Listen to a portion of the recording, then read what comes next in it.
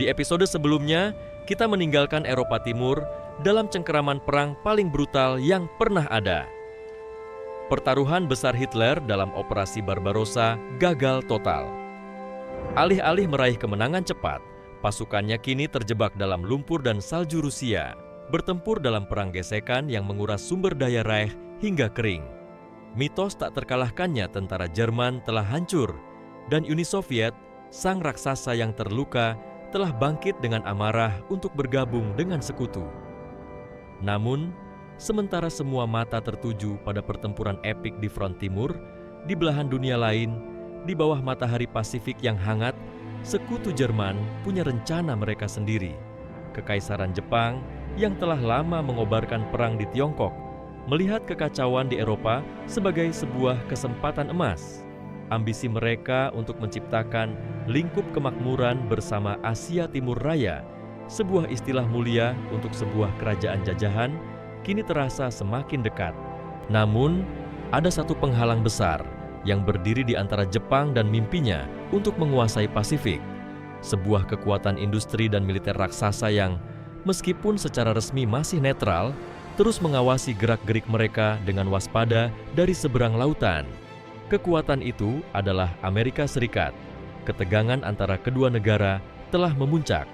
Sebagai tanggapan atas agresi Jepang di Asia, Amerika telah memberlakukan embargo minyak yang melumpuhkan. Bagi Jepang, sebuah negara yang sangat bergantung pada impor minyak untuk menggerakkan mesin perangnya, tindakan ini sama saja dengan sebuah deklarasi perang tidak langsung. Para pemimpin militer di Tokyo sampai pada sebuah kesimpulan yang mengerikan. Mereka harus menyingkirkan penghalang itu dengan satu pukulan telak dan menentukan.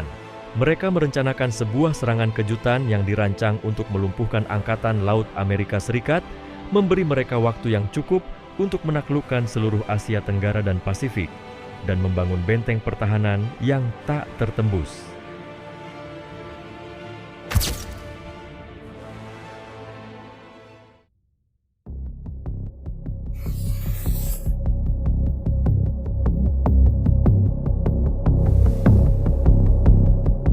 Maka, pada pagi hari tanggal 7 Desember 1941, sebuah hari Minggu yang tenang, di pangkalan Angkatan Laut Amerika di Pearl Harbor, Hawaii, neraka pecah dari langit. Ratusan pesawat tempur, pengebom, dan pengebom torpedo berlogo Matahari Terbit Jepang muncul dari balik awan tanpa peringatan.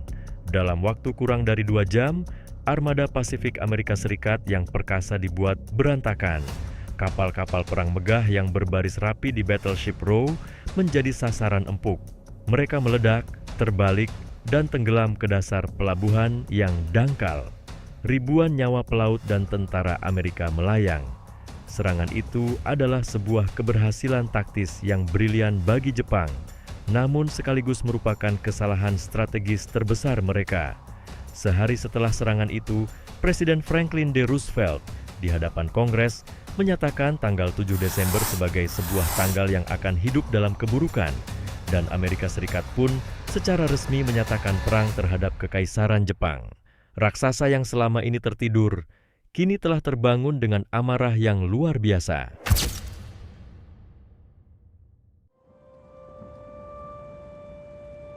Setelah melumpuhkan Pearl Harbor, Jepang tidak membuang waktu.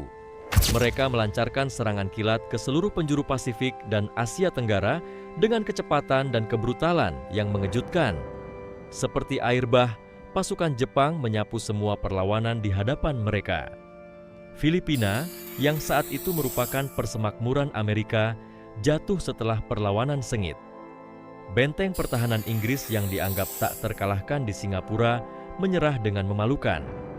Hindia Belanda, yang kini kita kenal sebagai Indonesia, juga jatuh ke tangan Jepang. Dalam beberapa bulan saja, Jepang berhasil mendominasi wilayah yang sangat luas, dari perbatasan India hingga jauh ke tengah Samudra Pasifik. Mereka mendapatkan akses ke sumber daya alam yang sangat mereka butuhkan, terutama minyak dari Indonesia. Bagi sekutu, awal tahun 1942 adalah masa-masa tergelap di Pasifik. Seolah-olah tidak ada yang bisa menghentikan laju kekaisaran Jepang. Tapi mari kita pindah sejenak dari medan pertempuran ke pabrik-pabrik di Amerika. Raksasa yang terbangun itu tidak hanya marah, tetapi juga mulai menggerakkan otot industrinya yang tak tertandingi. Pabrik-pabrik mobil berhenti membuat mobil dan mulai memproduksi tank dan pesawat. Galangan-galangan kapal bekerja 24 jam sehari untuk membangun kapal perang dan kapal induk baru dengan kecepatan yang tidak pernah terbayangkan sebelumnya.